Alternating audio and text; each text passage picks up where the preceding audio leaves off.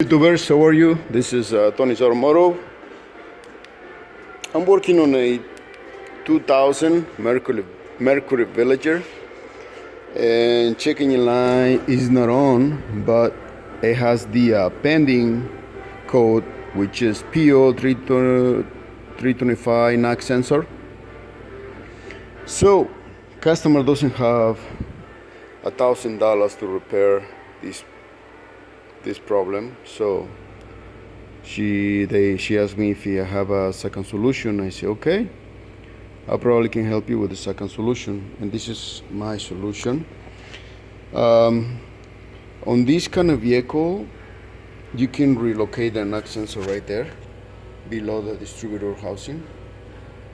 Okay, so the knock sensor is about $125 OM, which is original, but the problem is you cannot disconnect the plug because the plug is under the intake, the lower intake manifold.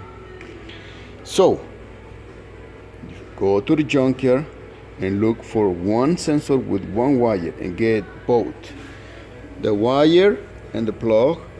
Okay, and this type of vehicle, the plug only has one wire, and after this goes into the second plug, which has two wires. I'm sure the other wire is ground for the computer and signal. Okay, so cut the wire, get another wire, run it, very decent, around somewhere in the engine, and plug it. So I'm not finished yet, so I'm gonna secure this right here, and the wires and everything, secure it right there. Very nice. I did it red because I have no other option, so that's a good way to protect the wire. So, but you need to solder the wire, make sure it stays there. It's not gonna be build corrosion or anything like that. Okay. If you're thinking to replace the knock sensor and doing the right way, if you have the money, do it. I said do it. This is the second solution. Okay, but if you got more than $1,000, because if you go to any other shop, I'm sure probably you're gonna spend around that. There is no way that, oh, I charge you $300 to replace. No, because when you start taking everything apart, gaskets breaks, wires breaks, and then after that you ending up with different codes because the mechanic forgot to plug something or broke something, and then he's gonna call you and it was impossible to remove it, so we had to break something, and then okay, this is the second solution. Okay, so I I did search and see what other people do, and they cut wires behind here. Now me, I look at with a small mirror through here to see how many sensors this car has, and it has only one. So I see the sensor right there, and it was all cracked and junk. Believe me, it is bad.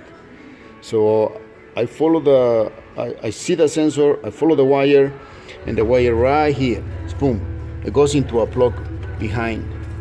And then what I did is just cut it, run a wire, run there, boom, and that's it. As long as the receiver signal for the pistons, that's fine. Okay, but it's got to be solid, like flat, clean, very smooth surface, and that's what I did. So I'm gonna put everything back together now, and because the light is not even on, but I mean, I'm talking about the check engine light. It's not even on, but it has a bending code, and this car needs to pass emissions the right way, straight, no around the circle, nothing, straight. Okay, so this is the second option for a knock sensor, PO 325 knock sensor. Okay, you can do that on Nissan Pathfinders too, but in this case, this is plastic, so you cannot mount it on plastic. On Nissans, they have the aluminum cast.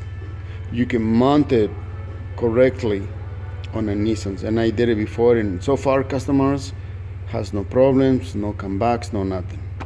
All right, if you got some questions, leave some comments. Peace.